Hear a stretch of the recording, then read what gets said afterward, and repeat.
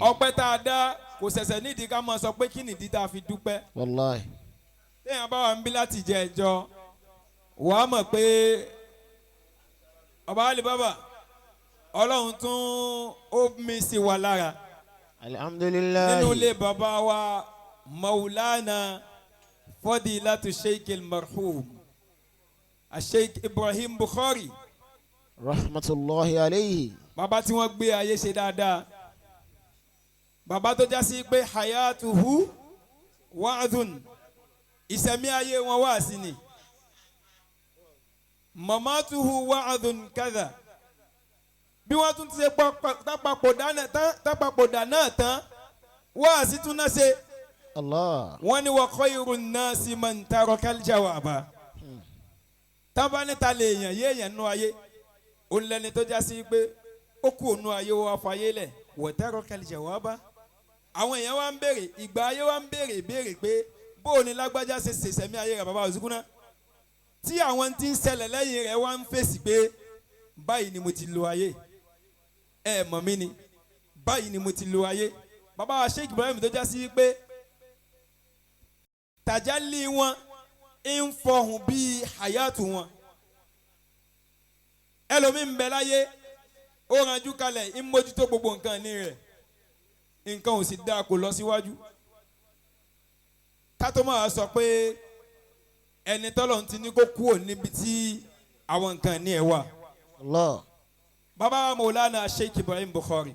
Rahmatullahi alayhi. gbogbo àwọn ahlullah tí wọ́n ń bẹ níkàlẹ̀ yìí gbogbo wọn pátá àtàwọn tí ò sí ń bí tí wọ́n mọ ìran wò gbogbo wọn ni wọ́n ń study hayatu Sheikh Ibrahim Bukhari. Allah. aseli mithli hadha fal ya'malil amilun. tí wọn náà bá fẹ́ ṣiṣẹ́ ó yẹ kó ọmọ tó ṣe o. mélòó la yọ ọ̀hún náà láàrin kádìjú kálá à ń kọjá ni àwọn ọmọ tán àwọn tún láwùjọ kó lẹ́ẹ̀kan mo sì bẹ̀rẹ̀ sí gbà wá sí pé ìgbà kan làwọn náà jòkó báyìí bàbá Ajíbọ́lá ń sọ̀rọ̀. Allahu akbar. táwọn náà ń ṣe kọ́ọ̀kẹ́ ọwọ́ adigun àwọn náà tún ti ń kọ́ àwọn èèyàn náà nù àti ń ṣètò ayé fáwọn èèyàn. Alhamdulillah. tó bá padà yá àwọn náà ó padà gba ipò tiwa náà àwọn náà ó padà lọ ni àwọn náà ó padà fílẹ̀ fún wọn. bàbá wa Sheikh Ibrahim ìgbésí ayé wọn ó dùn púpọ̀. Alhamdulillah. wọ́n gbádùn ìgbésí ayé yẹn. ṣé ẹ mọ̀ pé àwọn ẹni Ọlọ́run ọba alikalifa àwọn ẹni Ọlọ́run àwọn èèyàn mọ̀ wò wọ́n pé irú ayé wo lẹ́yìn ń lò yìí. àwọn mọ̀ wò pé irú ayé wo lẹ́yìn wọ́n ń gbé yìí. ẹ rí tàdọ́ọ̀dù ẹ rí was an opposite pé ẹ wà àwọn bàbá yìí bí wọ́n ti ń lo ayé. àwọn mọ̀ wò pé bóòlù ẹ̀yin ará àgbà yìí ti ń ṣayé Ikhwanu Sofa bóòlù ẹ̀yin ìgbà yìí wá dà báyìí. Maulana Sheikh Ibrahim Bukhari.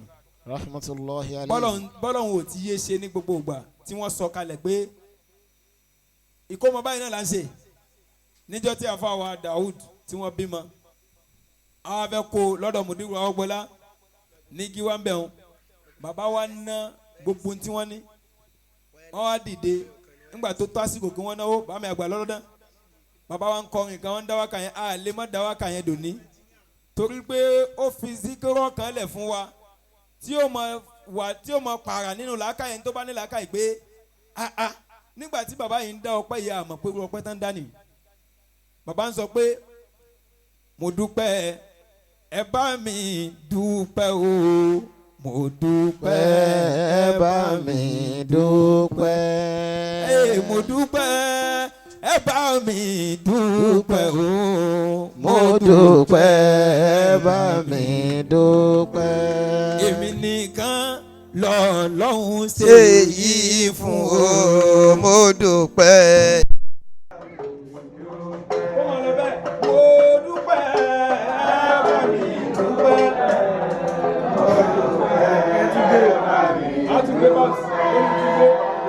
mo dúpẹ́ ó yẹ ó ní tó pamọ́ síbẹ̀ gan níjọ́ tá à ń dá wákà yẹn kò yé wa tó. Masjid Muhammad Rasulullah sallallahu alayhi wa sallam. tí iná bá ti lọ yóò dé padà ni Ọlọ́run ló ṣe bẹ́ẹ̀. níjọ́ tá à ń gbọ́ wákà yẹn Ikhwanu Sofa kò ní bàjẹ́ fún yín. à ń gbọ́ wákà yẹn àwa ń wo ìsọwọ́ àríhíyà tí bàbá fi ń dá wákà yẹn. àti hamasa tán fi ń da action tí wọ́n fi ń dá wákà yẹn ìyá mi àṣàràfí ẹ máa rí pé in tí wọ́n ń dá ọpẹ́ fún kọjá ká sọ pé torí pé wọ́n bímọ ni. bàbá alikalifa mo ń rántí ọjọ́ yẹn báyìí pàtàn yẹn fún mi mo wà ń bẹ̀ báyìí bàbá ní wọ́n mú owó tuntun wọ́n á bẹ̀rẹ̀ sí í ná fáwọn àfa pé mo dúpẹ́ ẹ bá mi dúpẹ́ o pẹ́ ẹ wá bá mi mú wáyà yìí wá díẹ̀ àní iṣẹ́ mo dúpẹ́ ẹ bá mi dúpẹ́ ṣé ń tẹ̀lé mi báyìí náà. torí kámẹ́rà yìí ni ẹ gbọ́ mo dúpẹ́ ẹ bá mi dúpẹ́ o bàbá ní tọ́mà ti dọ́dọ̀ àfà kan wọ́n á fún lówó tuntun mo dúpẹ́ ẹ bá mi dúpẹ́ mo dúpẹ́ ẹ bá mi dúpẹ́ èmi nìkan lọ́lọ́hun ṣe yìí fún o. mo dúpẹ́ ẹ bá mi dúpẹ́. èmi nìkan lọ́lọ́hun ṣe yìí fún o. mo dúpẹ́ ẹ bá mi dúpẹ́. bàbá òsìkú náà bàbá pé mo dúpẹ́ ẹ bá mi dúpẹ́ àní mo dúpẹ́ ẹ bá mi dúpẹ́ ṣé mi nìkan lọ́lọ́hun ṣe yìí fún o. mo dúpẹ́ ẹ bá mi dúpẹ́.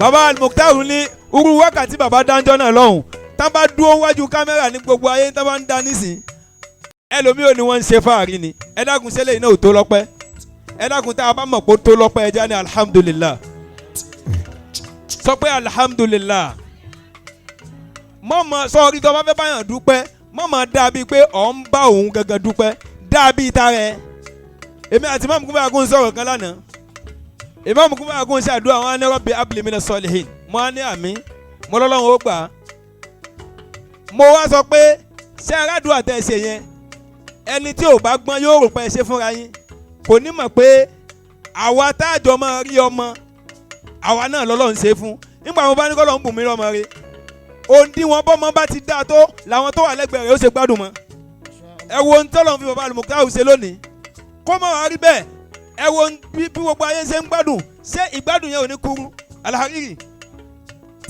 tí individual bá ti dáa society máa dáa má ṣàṣọmọ neighbor ẹ mọ́ má ní kọ́ mọ tiẹ̀ ó sórí iye ju ti ẹnì kejì mọ́ sáà mọ́ ṣe tiẹ̀ fọlọ́hún báwọn bàbá yìí ṣe ṣe ayé nìyẹn ó ní gbogbo nǹkan ti tò wọ́n ní karma láyé karma is life what goes around comes around mi ní karma bó kú lọlé lóró a ṣe ya Rabbana kun rahima kó mọ lọ bẹ́ẹ̀ a wá ṣe kúlò Allahu mẹ́fà ká tó bẹ̀rẹ̀ jókòó yìí tá a bá ti ṣe we are good to go bàbá mi àṣekún alan wa sahlan.